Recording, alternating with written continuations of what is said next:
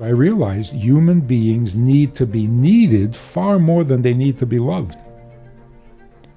If I'm needed, then I got a life. And you love me also, then my life is sweet. But if you just love me, all I have is sweet with no life. So we've been barking up the wrong tree.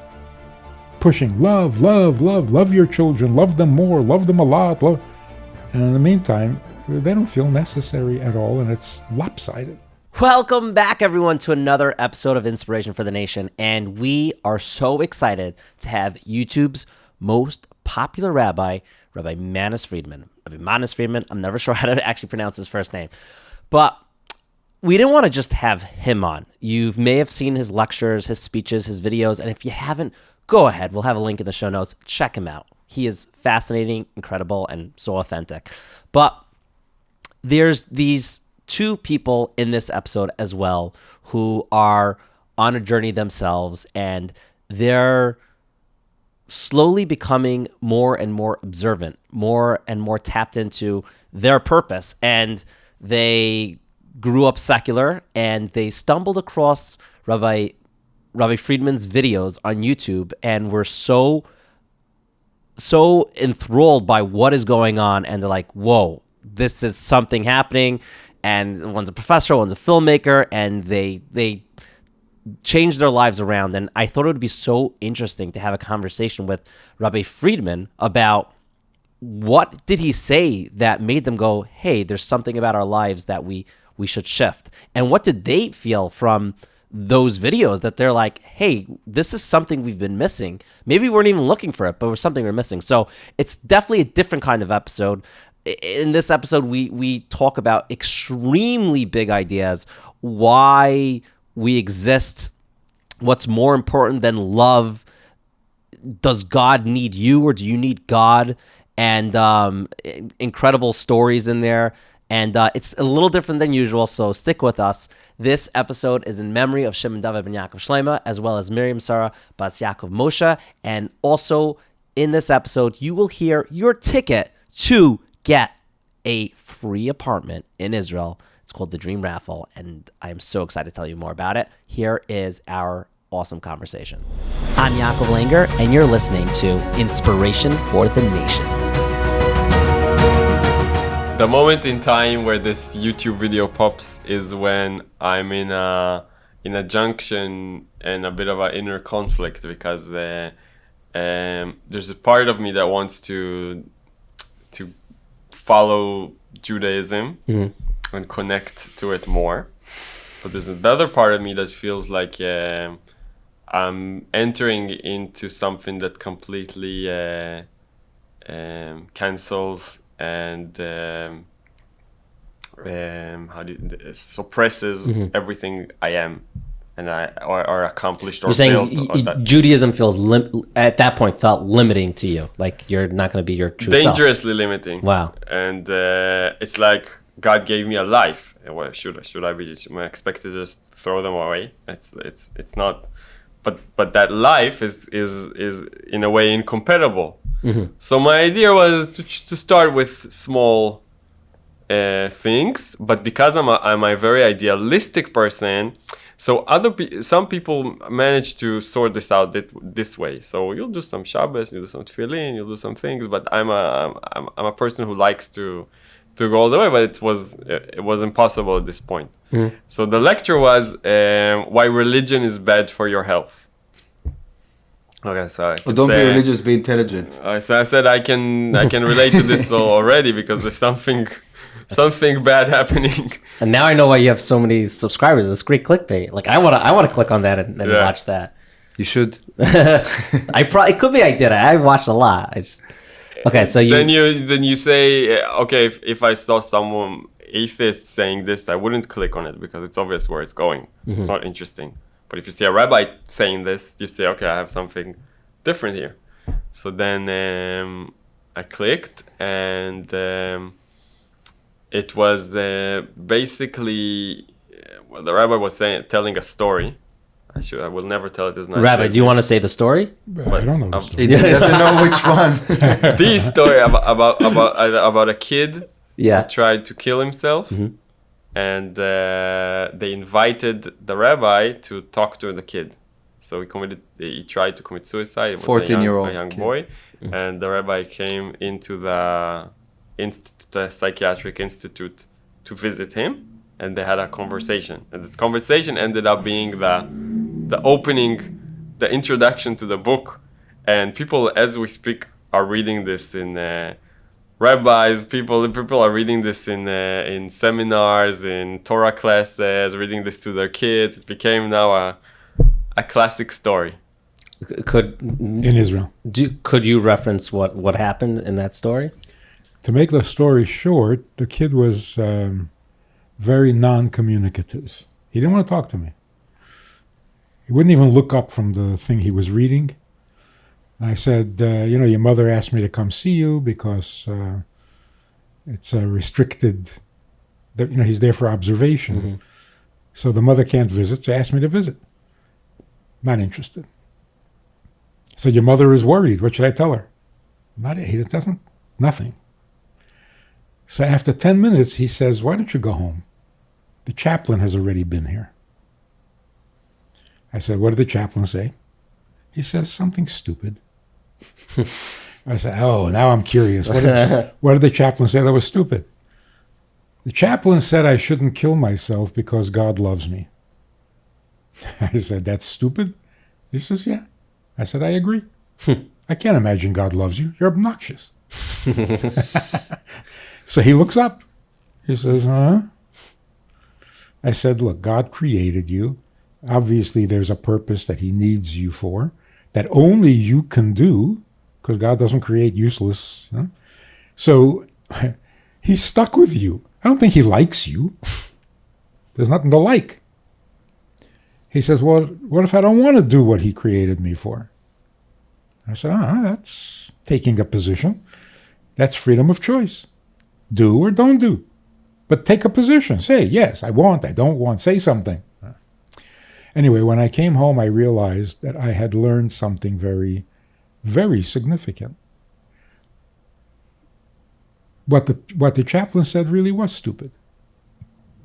In the context. Mm-hmm. Because here the kid tries to kill himself. With a friend, by the way. Together. Wow. Yeah. Why? It's not that he had a difficult life. It was an adventure. Why not? So he's basically saying loud to the whole world, I'm not necessary. So I live, I die. What's the difference? So he's saying, I don't feel necessary. The chaplain says, but God loves you. Meaning, you're right, you're not necessary. But God loves you. What am I, a pet? Like a gerbil? A gerbil is not necessary, but lovable. Not a human being. So I realized human beings need to be needed far more than they need to be loved. If I'm needed, then I got a life.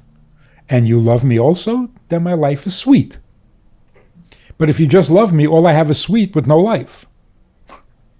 So we've been barking up the wrong tree. Pushing love, love, love, love your children, love them more, love them a lot. Love. And in the meantime, they don't feel necessary at all, and it's lopsided. So that's where this whole thing came. Do I need to be here? I didn't ask to be born. So don't tell me you love me. Tell me why I'm here. And that's the rest of the story. Wow. So basically the lecture develops on to explain that religions actually put the emphasis on your needs. Mm. And how you should be fed by God with more love and more security and more blessings and more and you should secure your place in this world and secure a place in the next world, and it's very self-centered, and because it's so self-centered, it puts lots of burden on you and lots of stress on you because you're like, I'm a sinner and I'm this, I'm not. So it's very heavy to enter this reality. Today young people live a light-hearted modern life. Why would you enter some of this? And also it feels like sometimes very division. It creates like lots of divisions between people, within Judaism, between people, between religions, lots of competition. But when you reach to that point, the simple and basic point of it's not about what you need. It's about the fact that God needs something from you. God needs you. And you have a special ability and a special talent and exact circumstances to give him something great. And everything that you are and everything that you accomplished and where you are exactly is part of the unique purpose that you can serve in this world. So the point is not to put your energy and effort into being religious, because it's not a self-help guide and it's not a program to convert your identity and to create like a witness protection program. Let's create a whole new identity for you, change everything, how you look, how you dress, how you talk, who you walk around with. Disconnect you from everything. It's such an external process that is meant to serve you. And when people go through this process, you can see it really threatens the environment. They just don't. What's wrong with you? You think you're better than us now? Right. You're saying this approach of, I guess, I'm going to use words, but I don't know if it's too heavy based on what you're describing, but like this transformation is a lot more of a natural way, going from someone, again, I'm just labeling it because it's just easier to identify as it, but someone who's not as spiritual, let's say, and then someone who's more spiritual. It's a lot easier this way because you're still the same person, that you're still the same you. You're just reevaluating what your purpose is in a way. Exactly. And so my question is, after you heard this video, this clip, why did it make you particularly not say, okay, but still, I don't know what you were doing. I don't know if you were, I guess you're in the film industry. I was in the middle of my PhD studies. So you're going to be, PhD. Like it's even worse than the film industry. so the academia, you didn't worse. feel that like, okay, but I hear that, but still I cannot maybe further my studies because that would maybe be a contradiction. You didn't think that, or? No, because suddenly it was all purposeful. It made you wonder, like, should pursuing a career, is that my purpose? Like, until now, I thought that this is my purpose, and it felt horrible because it's so much stress, and you depend on so many other people and their opinions and their approval, and you're climbing somewhere you don't know if you're going to even reach. Or if it's going to be worth it when you reach there. So it's a constant state of anxiety, especially in academia, young academics today. So it did allow me to kind of release the idea of my purpose is to build a career, which is great. It's like a ticket out. You have all those Monopoly tickets here. Ticket out of jail. But it doesn't mean that you have to abandon what you're doing, because as long as it serves your purpose, it will be there. And once it's not, then it won't be there. So your energy just shifts, your focus just shifts, but it doesn't necessarily mean that you're breaking out of things or running away from who you are. It's more about reevaluating the purpose of what you're doing. I heard something great from Elad, which I had never thought of before. He was becoming more and more observant. And I said to him, whoa, you're going to become a Baal Tshuva. And he says, Baal Tshuva? That's so 60s. Yeah. Baal Tshuva means you separate from the mainstream and you go off to some place and you become something and you belong to some group and now you're different. In Bnei Brak. And what Judaism is supposed to be is mainstream. A Jew does a mitzvah. I didn't become a Baal Tshuva. I'm a Jew doing what a Jew does. Don't pigeonhole me into some kind of a weird. And that's so real. That's so true. I mean, in the 60s, the tshuva was amazing. It was such a break that no one ever thought could happen. In America, you do what your parents set you up to do. You take over your father's business, and to be able to break away from that was amazing.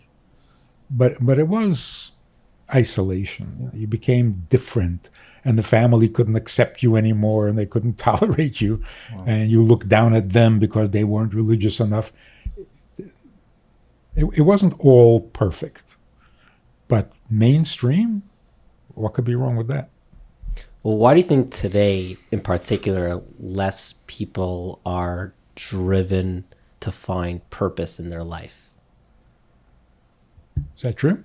Less people, I think. It feels like it. I mean, you could tell me that's not true, but I think you're right that fewer people are going to drop everything and run off to yeshiva and grow a big beard.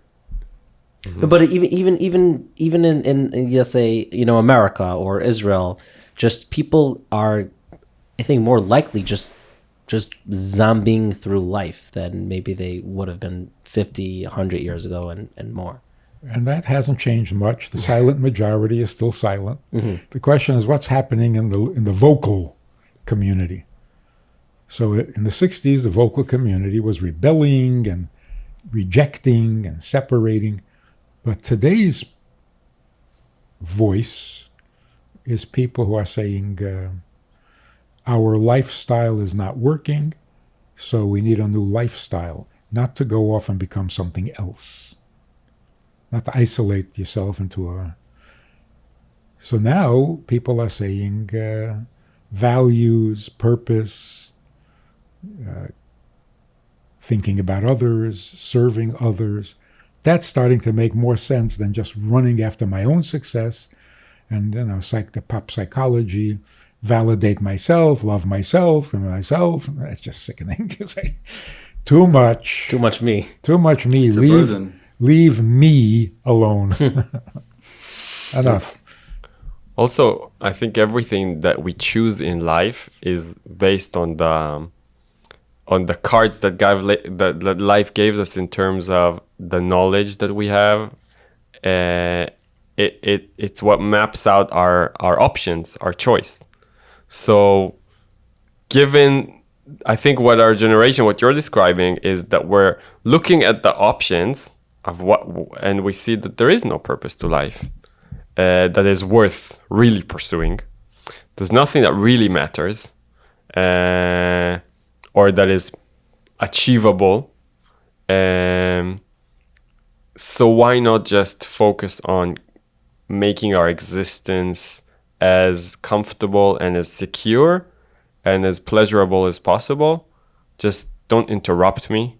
Let me have my Netflix on. Let me have my nice food. Let me go on vacations. And just to reduce the anxiety of facing even the possibility of doing something great, because what is there to do that is great? So whatever it you is, can't blame them. You can't blame them. But it's only once you're revealed to Torah and Hasidus in a very clear, correct, convincing way that as an alternative is presented to you, that then you can judge, is this person up looking for a purpose or is he not? Then you can judge it properly. If a person is exposed to this properly and then he says, yeah, but I'm not looking for a purpose, that doesn't really happen, I think. What you're describing is happening from lack of knowledge. And that's why when we saw Rabbi Friedman's lectures, we immediately knew that we can't keep this to ourselves. There's something also very edgy about this, like when we say to people, we're not religious. And we mean it. And so religious people, so the secular people are like, what are you talking about? But you have a yarmulke, but you have a this. Don't say you're not religious. Stop with this nonsense. And the religious people are also saying they expect us to behave in a certain way, or they have a whole package of how we should be. And when they see that we're not, so I say, yeah, that's fine. I'm not even religious. So they're all, it's very edgy. But on the other hand, like the rabbi was explaining, it's very mainstream. It's connecting. It's separating all divisions. So we get to be another thing that is in our generation, at least in academia, in art, where we came from, we like to be radical. We like to do something that is different. We don't want to be just saying something safe and lovey-dovey and comfortable. Also in politics, we go for the radical edges of politics because at least you say something interesting. You have a vision. So we have a radical message here, but at the same time, it's so relaxing, connecting, And true. familial. So yeah. When you meet the truth, it's relaxing. Even though you didn't study Torah your entire life, but somehow I knew that I recognized the truth. So for me one of the most powerful messages of Rabbi Friedman is that it's not me who needs anything. Yeah, I don't need to be religious. I don't need to do anything. I don't need this. I don't need to be born even. But who needs it? God, because God created me. God chose to create me. So obviously, who needs who? That's why God gave me these talents, this character, this lifestyle, this background, this environment, this history, everything. All the story from my grandparents who escaped from the Holocaust, and all the complex life story was all the stage to grow him, basically, to make his voice be heard. So, and then I felt, okay, so I can make movies and I can talk to people. So why don't I just use all of that for him? And that's why I became really happy and relaxed, and I stopped pursuing for my parnasa and for my acknowledgement, and I stopped being in competition with other filmmakers, because right now if I'm serving God, then it's not me. It's the message that I bring is not my message. I don't have to be stressed about it. And even now, for me, it's not natural to sit in front of a microphone, but I do it for him. I know that it's for him, so it's much more relaxing. Okay, we will be right back to this week's episode, but I have to tell you about my favorite raffle. There's a lot of raffles that you hear about throughout the year. You could win X, you could win Y, you could win Z, but there's nothing better than winning a free apartment, absolutely free, $1 million apartment in the heart of Yerushalayim in Israel. This is their 5th year, thedreamraffle.com, their 5th year of doing this raffle, and I've only known about it the past, I think, 3 years, and I've entered it every year.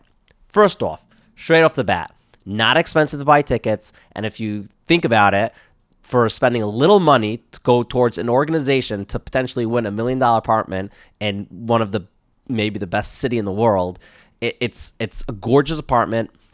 If you're watching this, you could see we have some images of it overlooking the Har Habayis. There's a gym in the building. There's a Shabbos elevator.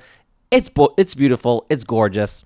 Every single year that I've been a part of this, I am watching, hoping that I'm the winner. Although I am selling this ad and I want you to buy a ticket, I secretly want myself to win. But I will be ecstatic if one of the Living Lchaim Inspiration for the Nation viewers win.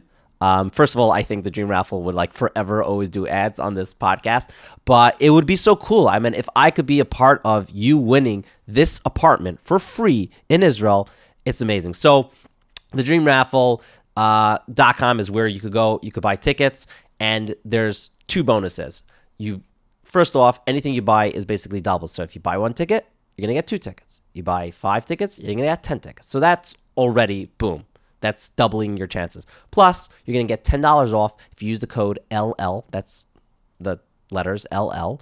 It's also a way for them to track to see how successful this is. So if you enjoy these podcasts, if you enjoy these conversations, if you enjoy Living Lchaim, go ahead and support us by helping the needy people in Israel. So who actually is going to benefit? So first off, you might win this apartment. That's $1 million apartment. So hopefully you're going to be the winner. I hope you win. Yes, you listening in your car now, you watching this as you clean the dishes. I hope you win. But even if you don't win, you will feel like $1 million winner. And I'll tell you why. Because I've done this and I haven't yet won. I hope it's the year.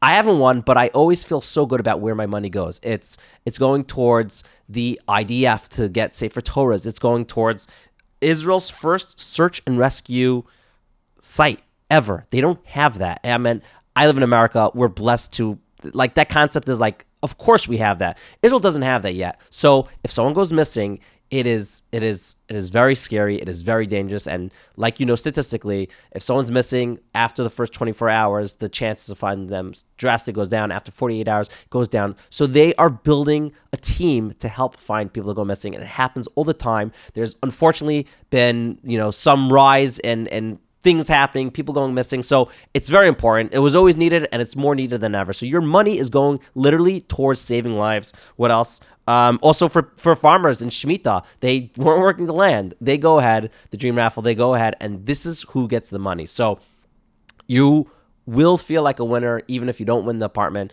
So go ahead, thedreamraffle.com. Don't forget thedreamraffle.com. Buy one ticket, you get 2 tickets. It basically gets doubled. Plus, use the code LL for $10 off. I really, really, really hope you win. Go ahead, because the drawing is December 31st. It is coming right up, and this is a great Hanukkah present. You don't know what to get your father for Hanukkah, your brother. Get them this. You're giving them a nice donation, which is a ticket towards eternity. And in this episode, we're talking about literally helping people. And that's what your purpose is here on earth. Here's your opportunity. So go ahead. The drawing is on January 1st. It's exciting. I highly recommend you go check out the drawing. Look in the show notes for a link. Boom, LL, back this episode. I love you all. It's so fascinating what you're describing, because you go through life, you meet people that when they feel that they know their purpose or why they're here, you could throw anything at them. Okay, they're human. There's obviously people fall and get back up, but there's just a way they navigate their life that is, like you're saying, with ease. And then the opposite, you find people that navigate life that whether they don't want to do their purpose or they don't even think about why am I here, and they seem very miserable. It's very fascinating.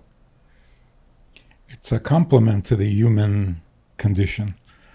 To say human beings are so needy and so fragile and so dependent and so miserable, yeah, that's depressing. It's not a compliment to the human being. Like we're desperate little animals trying to survive. Nasty picture. But when you say, no, I'm just looking for the purpose of life, all of a sudden you sound like a philosopher. But it's not. It's an earthy, visceral need. I gotta know that I make a difference to somebody, because just for myself, because I like myself, that's like a black hole in space. It doesn't work. So it's really complimentary of the human being that we would rather be needed than needy. I don't want to take care of myself. What's the point? I'm born with problems, try to solve them. Thank you very much. What kind of plan is that? But if I can do something for you, if I can do something for the Creator, hey, count me in. Because I got nothing else to do. I'm not going to sit here loving myself. That's sick. Although it's very popular. Imagine when you cook dinner for yourself, you don't care. You can eat popcorn for dinner. But when your father comes or your mother comes, you want to make really dinner. Nice. Right. So people love to do for others. What advice would you give to someone who's watching this or listening and says, "Okay, that's great, but how do I find my purpose?" It's a million purposes out there, and obviously I only have one. But how do I identify it and find it? Read the book. Okay, yeah. By the way, disclaimer: everyone watching, listening, go ahead and buy this book on Learn Hebrew and read. You can find it on your website, Amazon, Netflix, everywhere. Netflix, not Netflix, yeah, but Amazon. Go to Amazon. I have a link in the show notes. Okay, read the book, but practice. I want to give them a taste. Yeah. So I'll try and make it as simple as possible, but it's a deep yet a simple point. Mm-hmm. Your purpose, your true, real, eternal purpose is not yours in the immediate sense, because you didn't create yourself. So you're the created element, which means you were created for a purpose. It's not something you need to look for or invent or come up with. going to like those psychologists who specialize on developing your career or your future and guidance and coaches, and let's try and find a purpose for you and see. Because you were created, your purpose in a sense preceded you and is imposed on you. So there is a moment when you have to surrender to it. When you surrender to the fact that you were created and to the fact that your purpose was created before you and for you, then you become, you feel like a Jew, first of all, but in a sense, because you feel like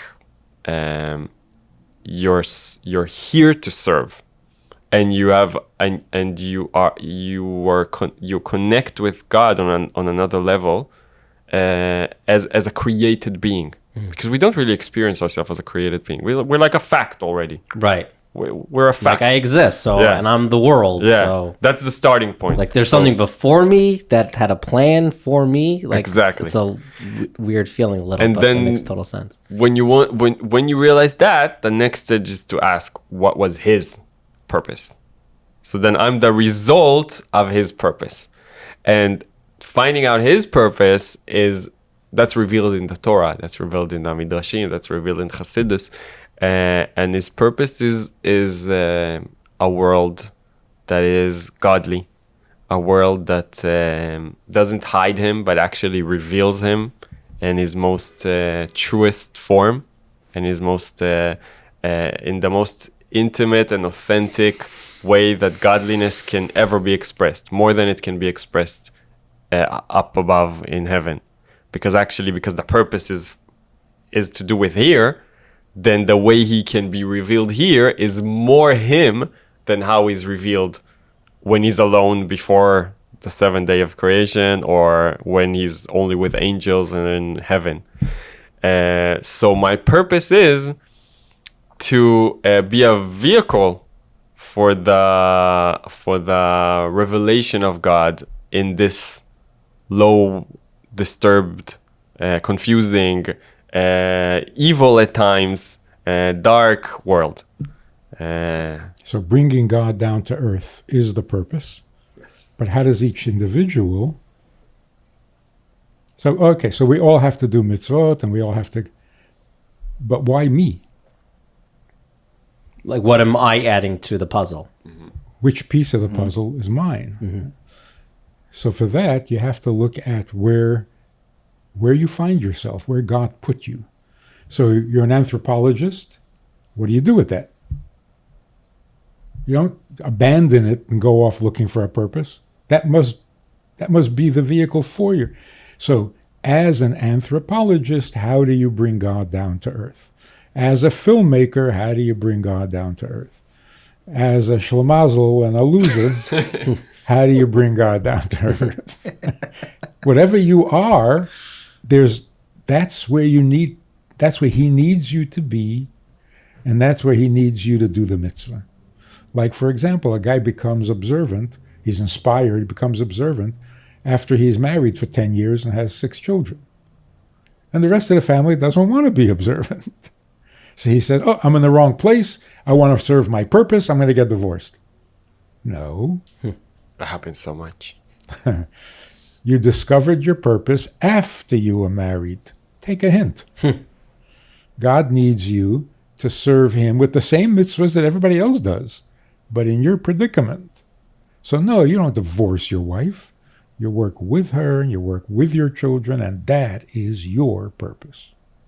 It's so funny because when people try to make changes in their life, they sometimes think they found their purpose, and they go and radically change. I'm thinking in like yeshiva in high school, like you had guys that's called being like flipping out. Like they're not yeshivish, and then all of a sudden the next day they're super yeshivish. They're learning for like 10 more hours. What happened to them? It's never sustainable. They always bounce. Yeah, they always crash. I've never seen it. It's I guess it speaks to your point of saying that like it's not a true change, and they're not supposed to change overnight like that, you know? You are where you're needed. You exist because you're needed, and you are where you are and who you are because that's how you're needed.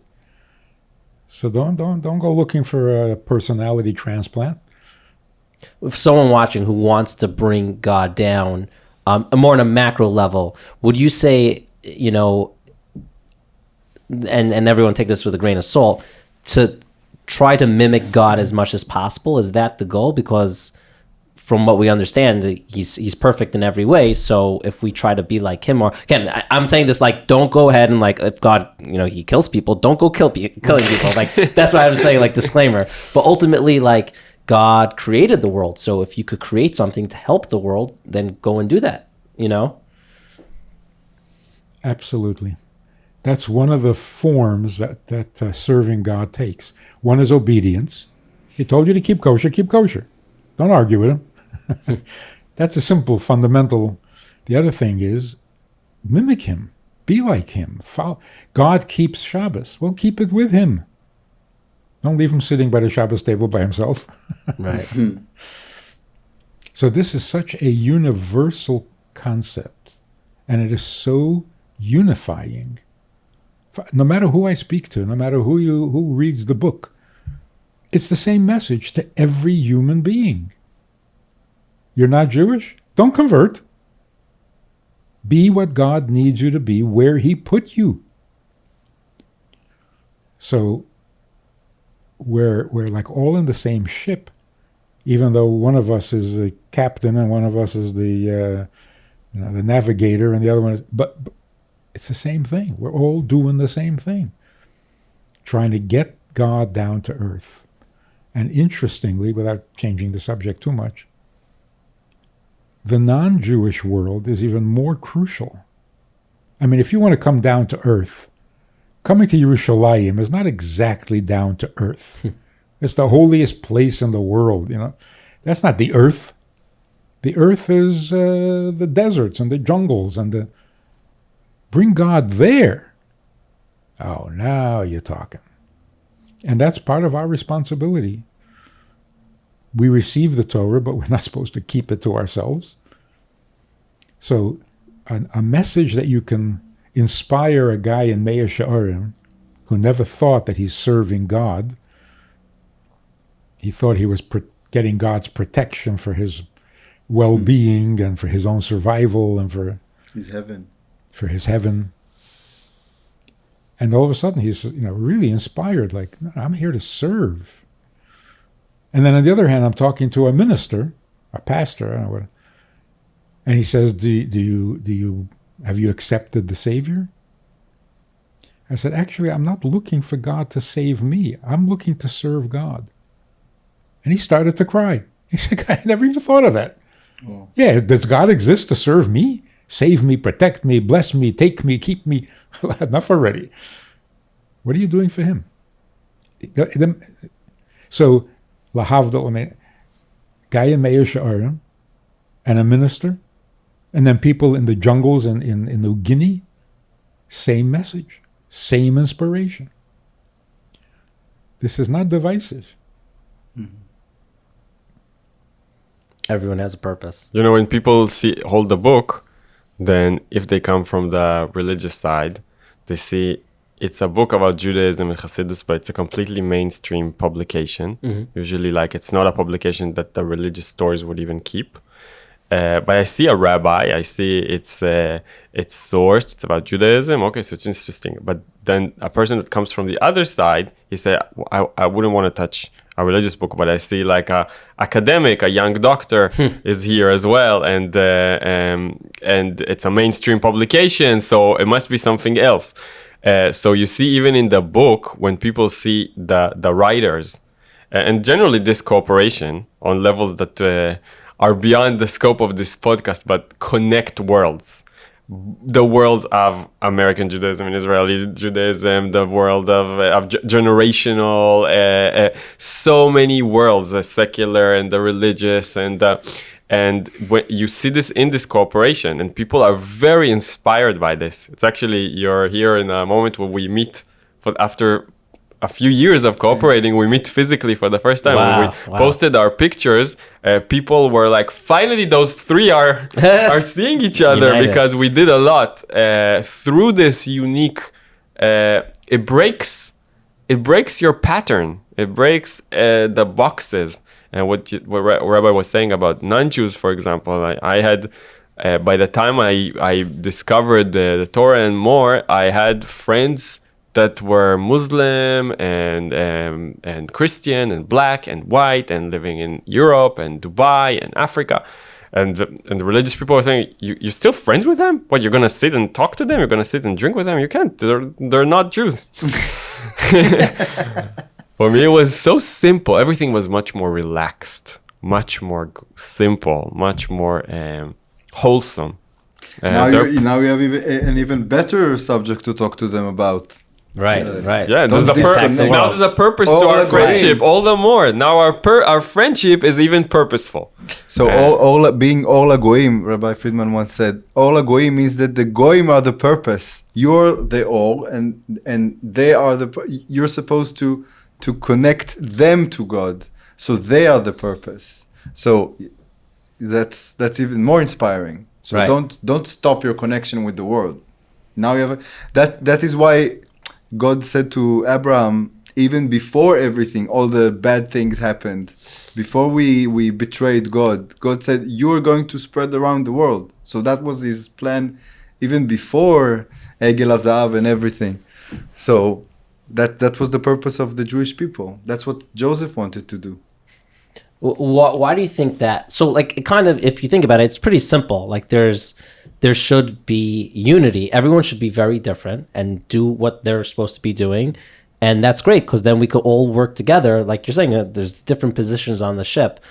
But time and time again, you could just see online in the comment section of YouTube or Instagram or TikTok, there's so much hate. There's so many people that are trying to be divisive. Like why are they trying to do that if it's obvious that we should be working together?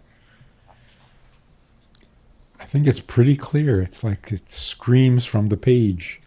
If you need to be divisive, then you obviously don't know who you are.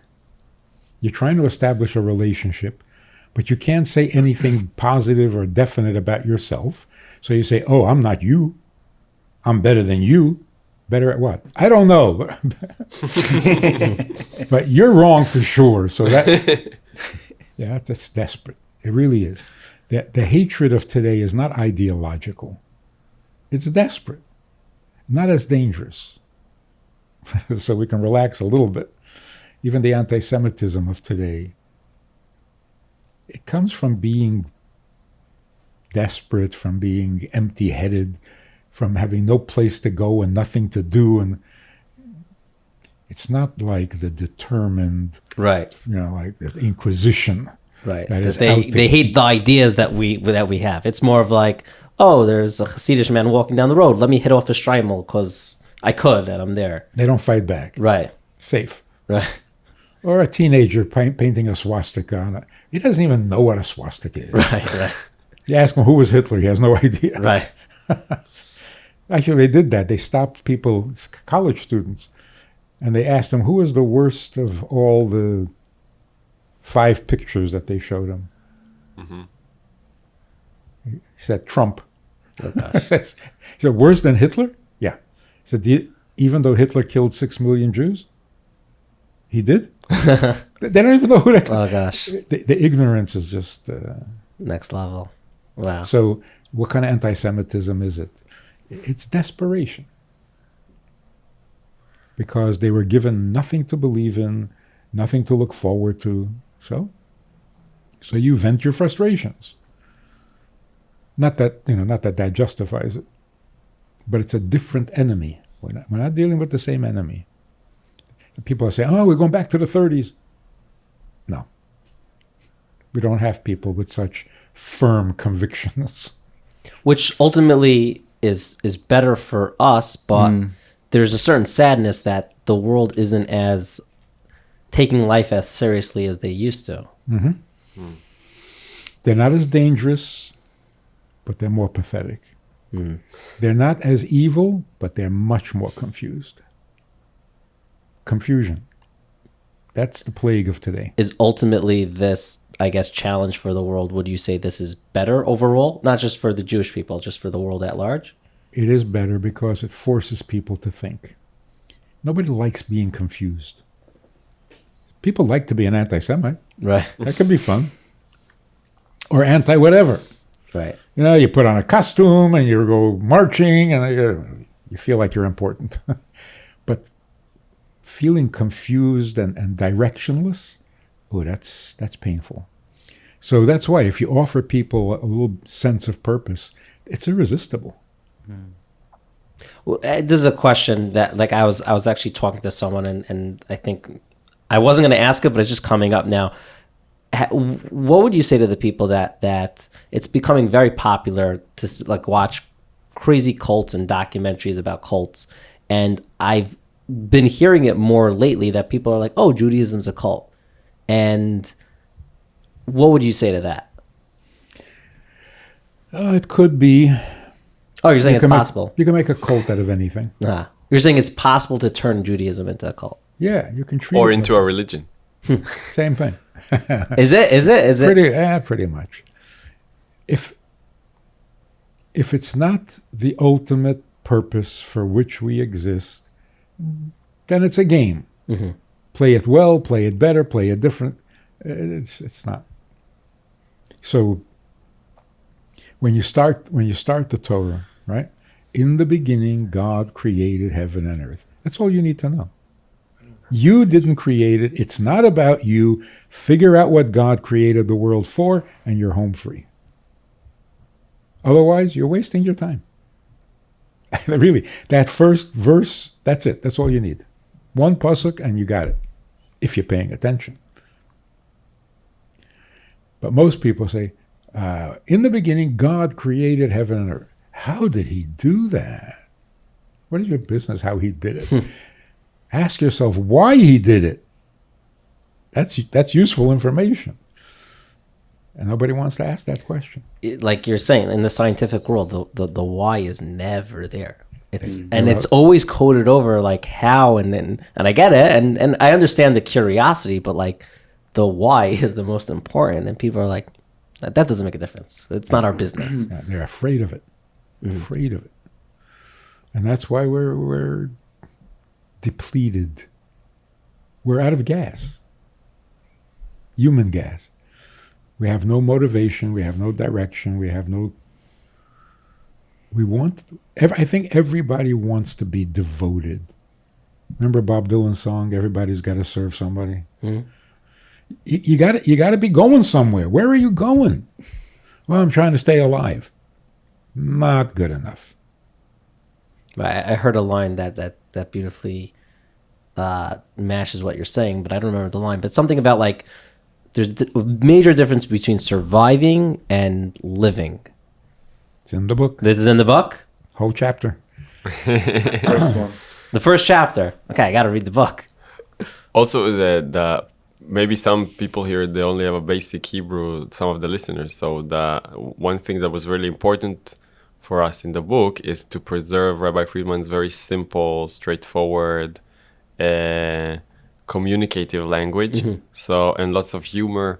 And the idea is to keep it simple. It's like modern, simple, almost like a chat that you go into, like an informal conversation about life. It doesn't feel like a book. Right. I love that. I love that. Right. You're just, I guess you're tapping into whether it's a speech or a conversation that you had, you just delve right in and you feel like you're there. Exactly. That's very smart. Are there plans to make the book in English? Yeah. Yes. Please. And probably other languages also. Wouldn't be surprised. We really hope so. Yeah, there's a demand. People are inspired by it, and they're asking when will the Spanish, when will the French will come, because people want to spread it. So if one person speaks both languages, he reads it and then immediately thinking, just like what happens to us. We listened to Rabbi Friedman's in English and we thought, yeah, but none of our people know English well enough to read it, so we have to distribute. So people read the book and they say, I want to bring it to my American friends. I want to bring it to my... That's what I wanted to say, that everybody who reads this book becomes a shaliach for the book. for Right. the messages. There's no other books like it. That usually you read books and you say, "That's nice. I'm going to put it on the shelf." But in this book, with this book, people want other people to read it as well. So people, there was a book fair every year. There's a book fair in Israel in the summer. People came on the first day, second day, they bought the book for themselves, and then they returned the third day, the fourth day, and bought 4 books, 5 books, because immediately you want everybody to read it. I guess this is human nature when you feel like you have something so good, and I don't lose out by someone else having that. I mean, I shouldn't feel bad, but like when I for sure won't lose out and everyone's going to gain, like why wouldn't I want to share it? I want to end with this question that it's for all 3 of you. What's either a concept, idea, story, and I'm sure that there's unlimited amount from this book, but a concept, idea, or a story from this book that inspired you very much so? I know I know for you too, the entire book, but maybe there's one moment that you could share. God desperately needs you. That idea. Yeah. And he's vulnerable, which is shocking to me. I felt like my brain is exploding when I heard this. We could get into that. I'm sure I know people have tried canceling you for like saying ideas, and like I could imagine that's something that people would be like, wait, what does that mean? I don't know what that means yet. What does that mean? God is vulnerable. We know now, thanks to modern psychology, that vulnerability is a strength, not a weakness. Well, if it's a strength, then God must have it. Exactly. And if he has it, it's infinite, because everything about him is infinite. So if he's infinitely smart, he's also infinitely vulnerable, if vulnerability is a virtue, not a weakness. So what kind of vulnerability would be a virtue? I feel like I'm perfect, and I need nothing. I am so complete, I'm lacking nothing. So now I want to get married. So why do you need to get married? You're not lacking anything. See, that's exactly when you're supposed to get married. When you're no longer lacking anything, it's time to bring someone, not more thing. You have everything. Now who are you going to share it with? Because if you don't share it, what's the point of having it? So being perfect is not an end. It doesn't end there. Okay, I'm perfect and that's it. That's sterile. It's dead. So God himself said, it's not good to be alone. Now who's saying this? God. The most perfect of the perfect.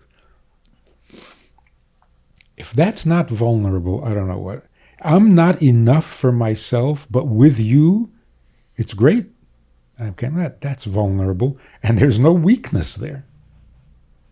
I love that. That's great. That's great. The fact that God says, we don't think about it, but the fact that he says, I want, is already something vulnerable. Right. You want something? Get it yourself. No, but I want it from you. That's a vulnerable thing. But once you realize that, you read the whole Torah in a different way.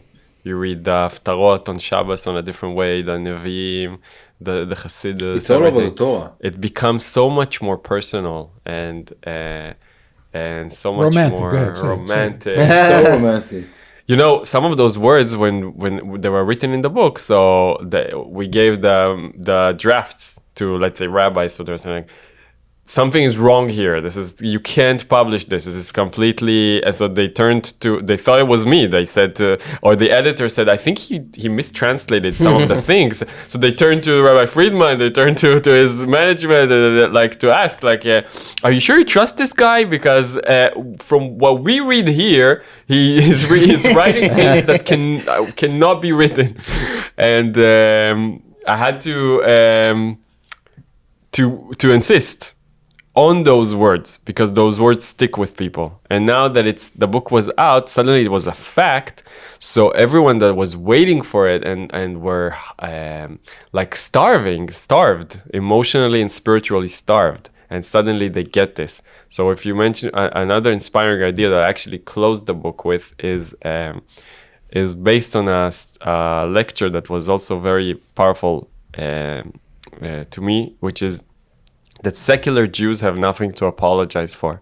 This is actually how I decided to end the book. And in this point, we try to dismantle this idea of where to blame people who don't keep the mitzvahs tightly and correctly, and that we are to blame for not feeling godliness or not being inspired by godliness, and for all the troubles that Jews have been through, Holocaust, everything, and actually showing that today, the fact that someone even knows that he's a Jew and defines himself as a Jew, it doesn't matter what he does or doesn't do.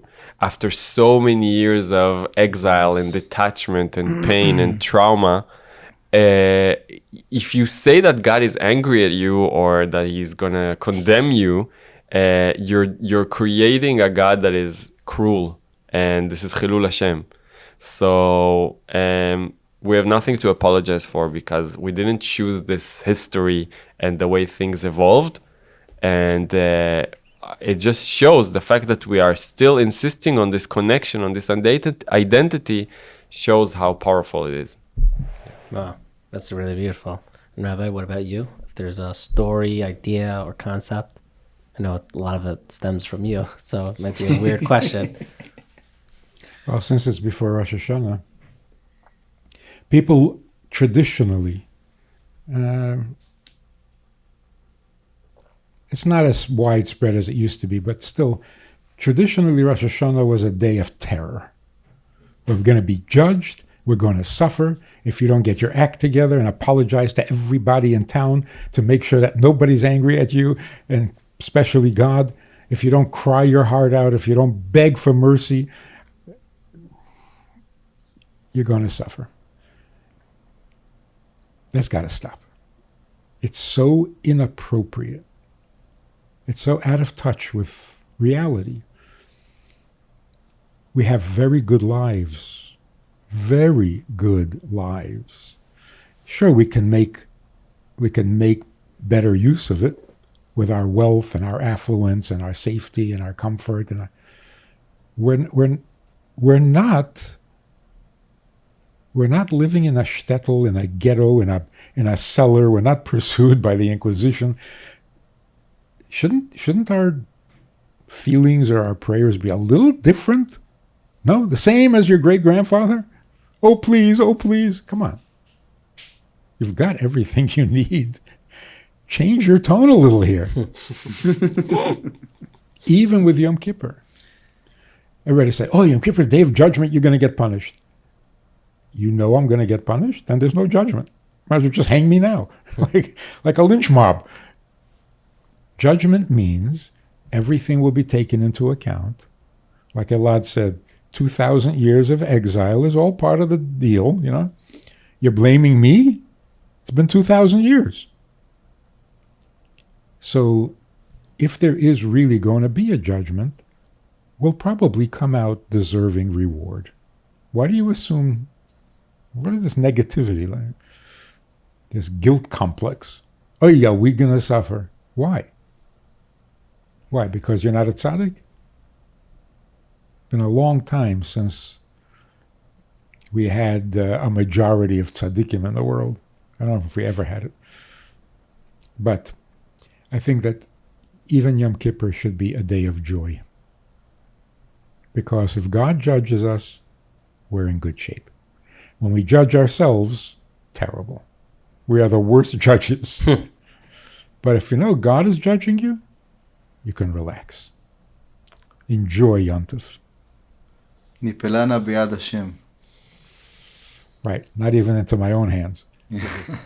Well, really beautiful. Thank you for coming down here and to talk about everything we spoke about. And anyone who's watching or listening, go ahead and buy this book on Amazon or the show link at the bottom.